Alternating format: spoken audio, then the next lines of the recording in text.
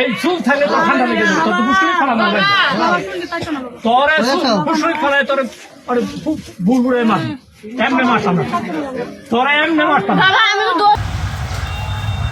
রূপগঞ্জ থানার অন্তর্গত গোলাকান্দাইল ইউনিয়নের দহরগাঁও এলাকায় আজ সকালে 3 জন মহিলা চুরি করতে গিয়ে জনগণের হাতে আটক হয় বলে আমরা প্রাথমিকভাবে খবর পাই। পরে আমরা শুনতে পাই যে তাদেরকে আটক করে দড়ি দিয়ে বেঁধে তাদের নাকি চুল কেটে দেওয়া হয়েছে।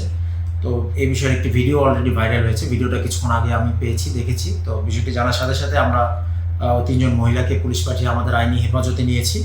আসলে চুরি বিষয়টা অবশ্যই একটি অপরাধ এবং কেউ যদি চুরি করে প্রচলিত আইন অনুযায়ী তার শাস্তি হওয়া উচিত, কিন্তু চুল কাটার যে বিষয়টি এটিও আসলে তারাও ঠিক কাজটি করেননি। তো আমরা এই বিষয়টাও কি আইনগত পদক্ষেপ নেওয়া যায় আমাদের ঊর্ধ্বতন কর্তৃপক্ষের সাথে কথা বলে এবং যারা ভুক্তভোগী তাদের সাথে কথা বলে পরবর্তীতে আইনি ব্যবস্থা গ্রহণ করব।